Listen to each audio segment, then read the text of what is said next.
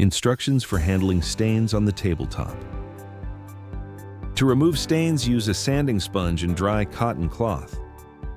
Removing small white stains. Lightly rub the stained area with a sanding sponge. It is essential to sand only in the direction of the wood grain.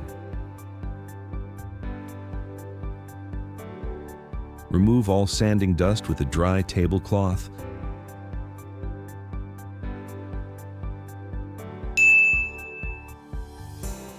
Removing large stains.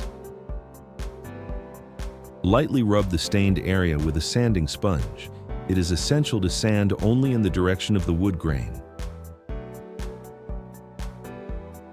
Remove all sanding dust with a dry tablecloth.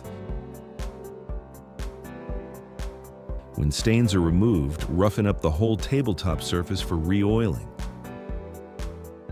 Remove sanding dust. Best to re-oil the whole surface for uniform color.